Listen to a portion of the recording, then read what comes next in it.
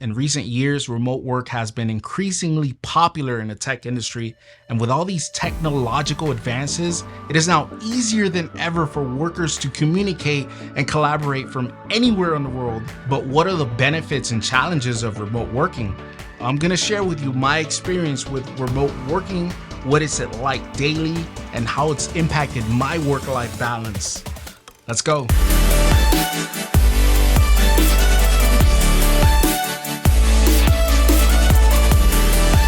If this is your first time here, I hope that you're doing great with everything and everything's going good. And welcome to my channel. My name is Enoch Madrid.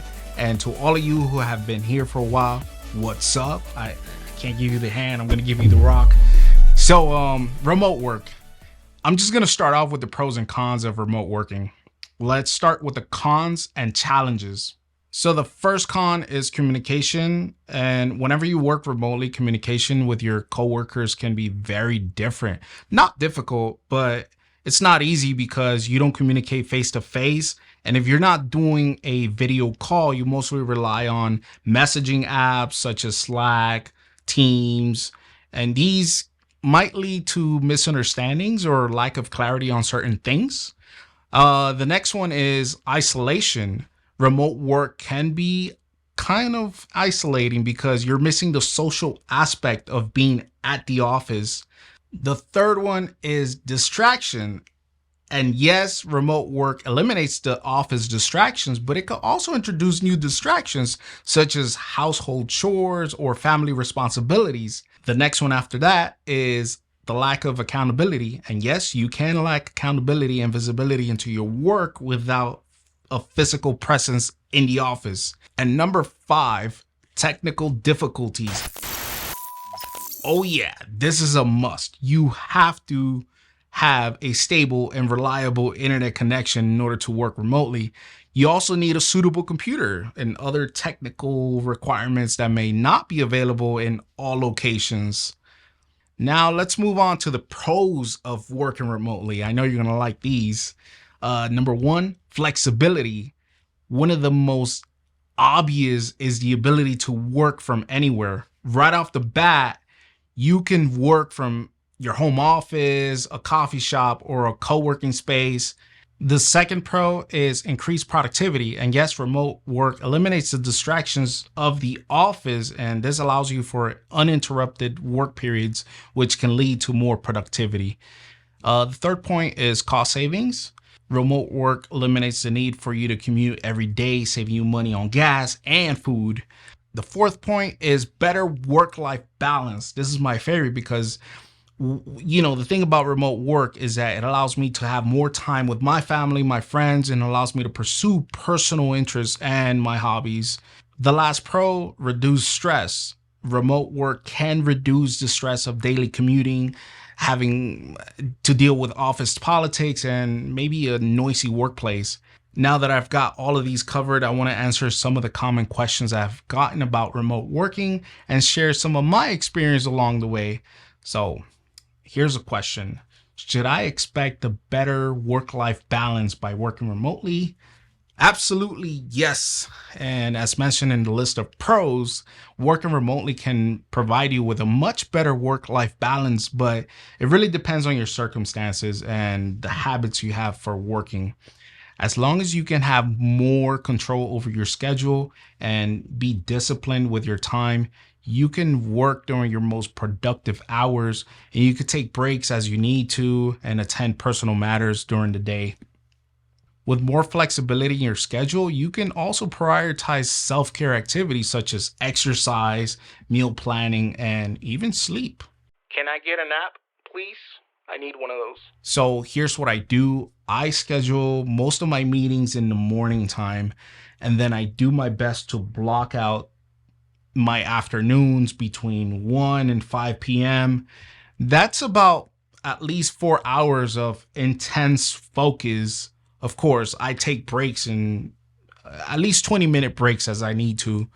The one area where I find remote working can negatively impact my work-life balance or be a little bit challenging is when I find myself overworking. This is when the lines between work and personal time begin to blur.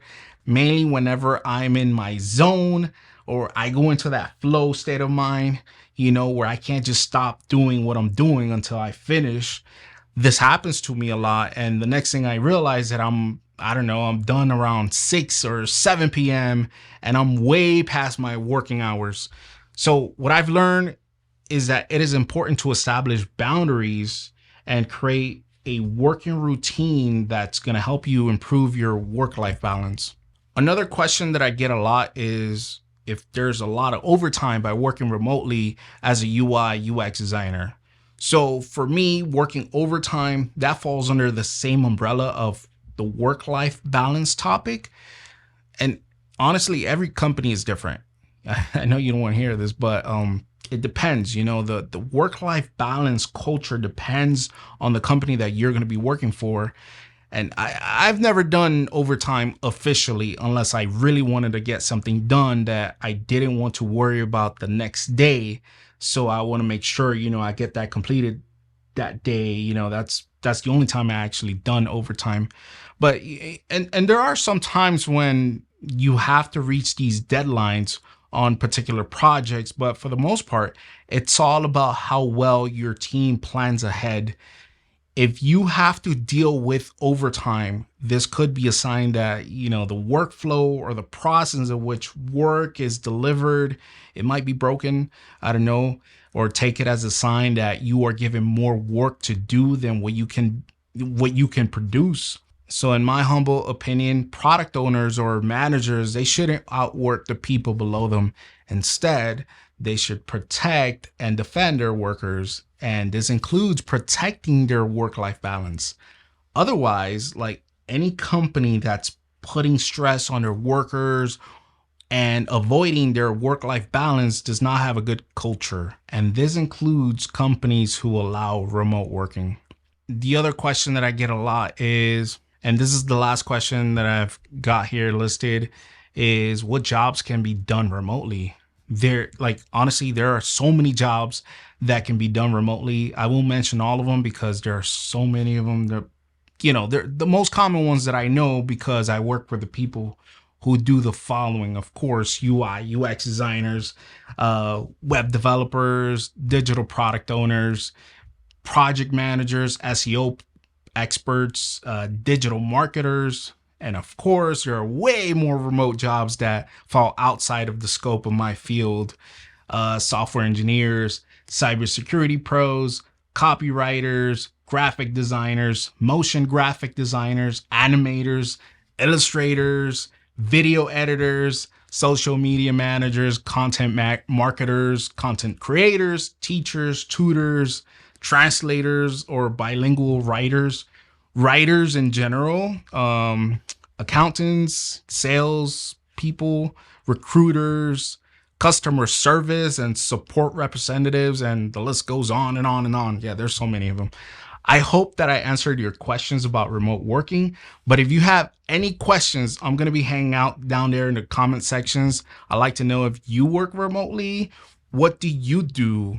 Or are you planning on getting into a job field that can be done remotely? I'm just curious. Let me know in the comments down there. All right. So if you enjoyed this video, be sure to hit that like button and don't forget to subscribe to this channel for more content like this. Your support is much appreciated. Thank you for watching, and I'll see you in the next video. Enoch signing out. Peace.